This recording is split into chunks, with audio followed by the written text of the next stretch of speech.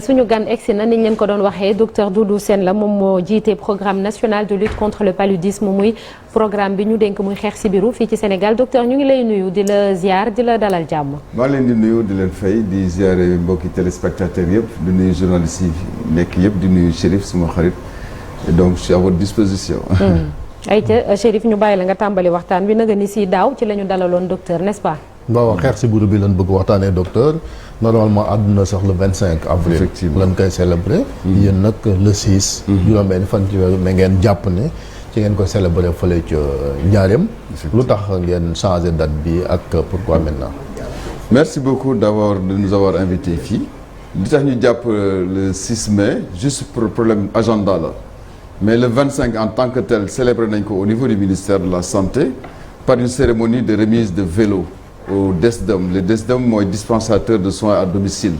mooy ñi ñuy tàggat pour ñu xeex sibiru ci àll bi ki nga xam ne amul centre de santé poste de santé pour faciliter leen seen déplacement avec l'appui de l'USAID nga xam ne mooy suñu partenaire particulier qui nous accompagne bu ñuy accompagner ci nga xam ne mooy xeex sibiru le 6 mai lañ mujj jàpp parce que disponibilité ki nga xam ne mooy kilifa gi muy le ministre de la santé Marie Khemesse Ngom Ndiaye ñu choisir defee ko fële ci Diourbel le 6 mai incha allah.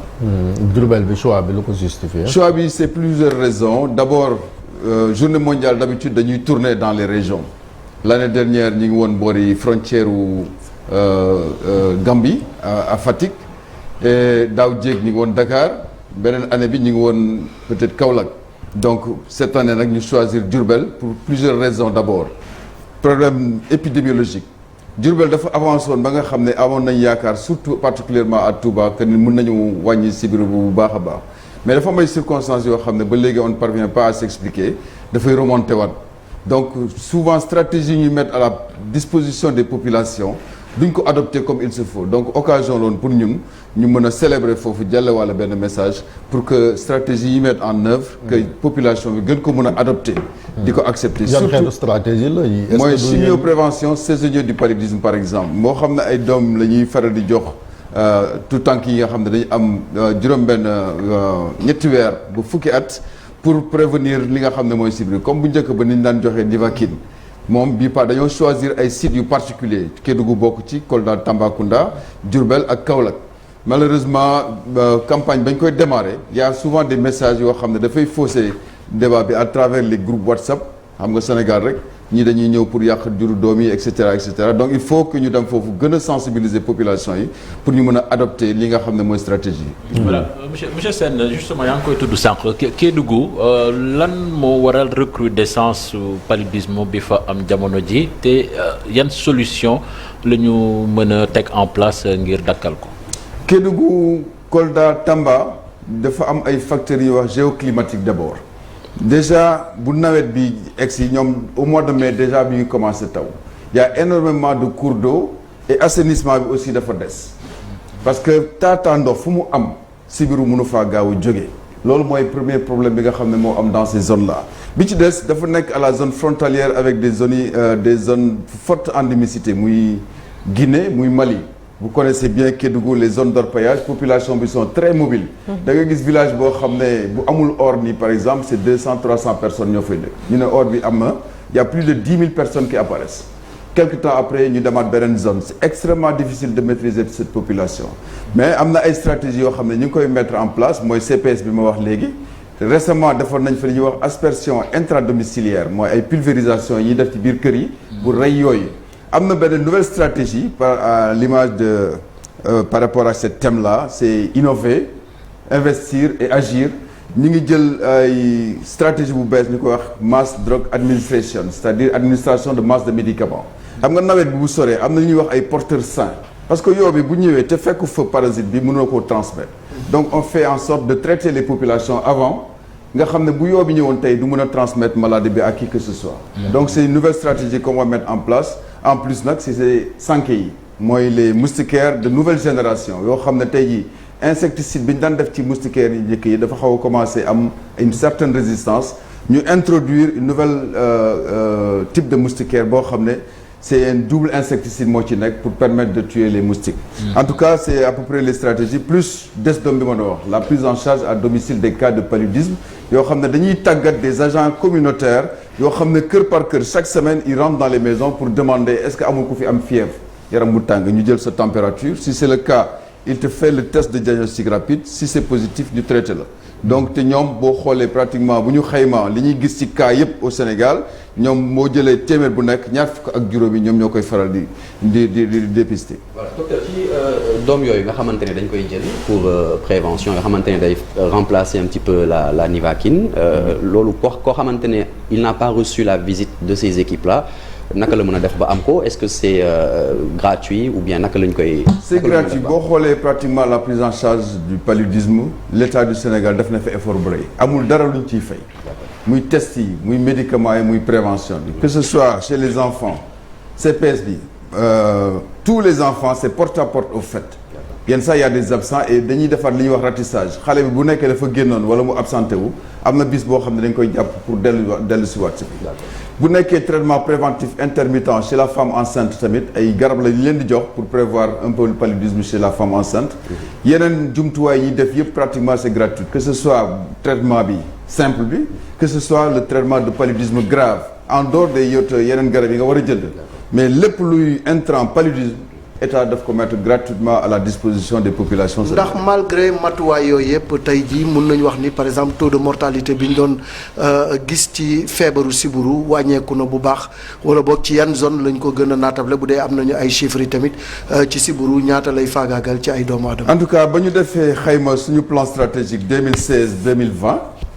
gis nañ ne siburu bi wàññeeku na à peu près de 20% c'est-à-dire téeméer bu njëkk ñaar fukk dañ na ci. ñii ci doon faatu tamit wàññi nañ ko de 50% ci dernier plan stratégique bi ñu évalué mais pour man paludisme faatu ci jamono yi pour man c'est inadmissible. sàggante lay doon. sàggante lay doon surtout Dakar dama lay jox exemple le nombre de cas total yi ñu gis en 2021. tourné à peu près autour de 400 et quelques mille. xam nga wax naa Kédougou Kolda Tamba ñooy porter charge bi avec plus de 75%. mais boo ñëwee Dakar y a eu que 19 000 cas de palu mais y a eu 71 décès. comparé à Kédougou bi nga xam ne il a 120 000 et quelques cas il a eu 71 décès si vous faites le ratio da ngay gis ne c'est extrêmement élevé à Dakar. li ko waral Dakar dafa am une baisse de l'immunité Chérif xam naa gëj nga def palu. non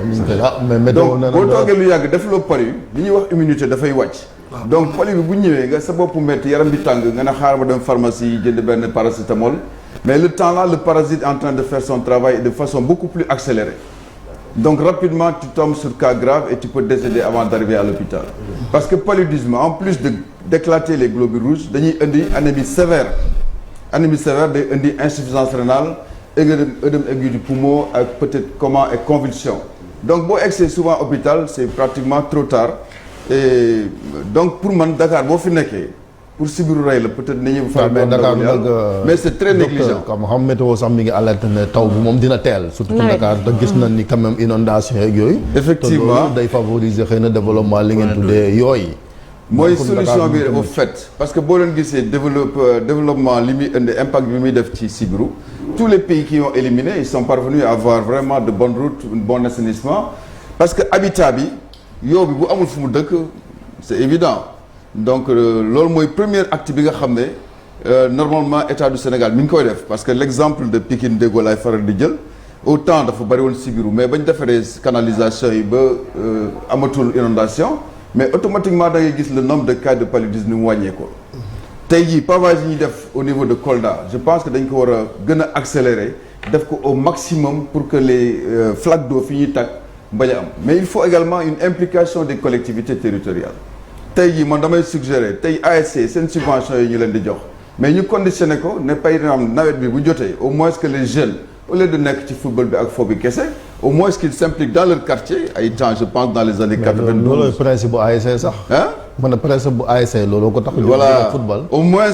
taataan ndox yu ndaw yi ak tuyau yi ak pneu yi parce que pneu yi sànni nii taataan ndox yooyu ngay gis ci biir ay gîtes larvaires la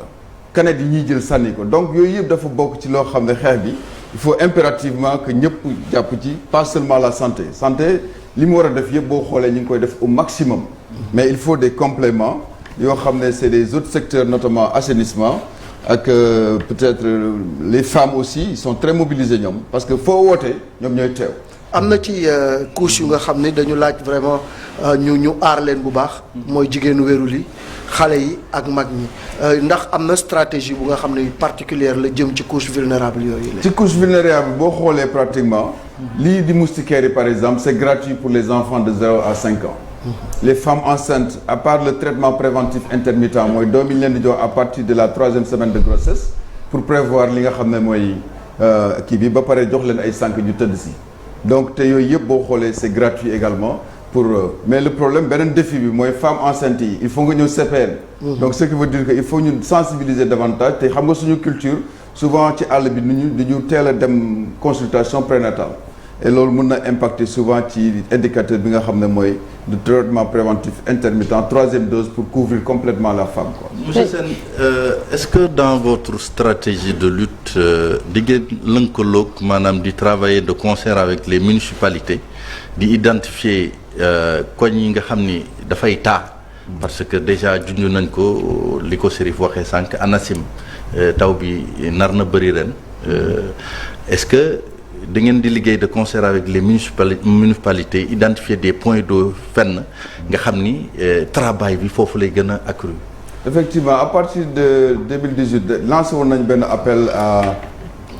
toutes les collectivités territoriales ba tey jii enrôlé gum nañu 12 dans la zone rouge yoo xam ne dañoo signé benn partenariat direct ak ñoom pour ñu élaborer ce qu'on appelle des plans de lutte contre le paludisme au niveau des collectivités territoriales avec l'appui des infirmiers chefs de poste du médecin chef de district ñun dañuy am benn contribution bi ñuy indi mairie bi contribuer mais plan bi ñoom ñoo koy discuter seen biir avec l'appui du PNLP bien sûr pour identifier lépp luy facteur boo xam ne mën na contribuer à réduire considérablement la charge de morbidité donc c'est un processus bu ñu nekk nii bu ñu sañoon toutes les collectivités locales du Sénégal dañ ciy bokk parce que xeex bi aussi la santé étant une compétence transférée il est impératif que waa collectivités territoriales yi jël ci seen taxawaay tamit quoi. Docteur, en 2020 vous disiez que Sénégal dese nañu fukki at ngir ñu éliminer paludisme ñu ngi ci 2023 ndax objectif bi ngeen nam maanaam ndax jamono ji mën nañoo wax ni tam 7 ans moom moo ñu dese ñu éliminer paludisme ñaa ngi wax sànq wàllu moustiquaire am na ay zones yu ñu nemmeeku yoo xam ne nit ñi dañuy bañ ba tey di tëdd ci moustiquaire imprégné ndax lan la am na ñoo xam ne dañ naan mënuma cee tëdd ndax am na beneen alternative en dehors de yi nga wax nii sànq wala il faut impérativement que nit ñi di tëdd ci sànke yooyu noonu ngir mooy tandiku sibiru bi. en tout cas boo comprendre mécanisme bi muy indi sibiru. benn yoo la buy jëlee benn doomu jàngoro ci benn nit.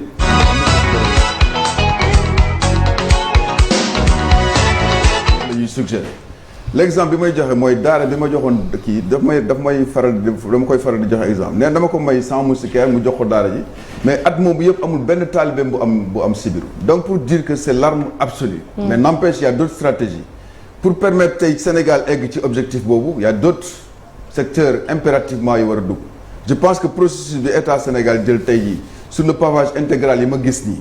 en tout cas bu ñu ko defee am naa yaakaar ne en 2030 on sera au rendez-vous parce que lépp luy jumtuwaay sur le plan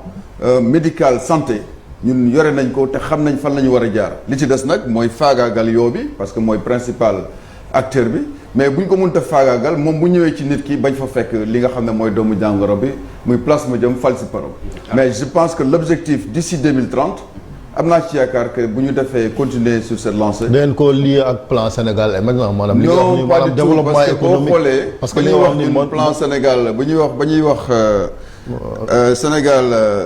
Sénégal sans émergence sans paludisme boobu PSE génnagul.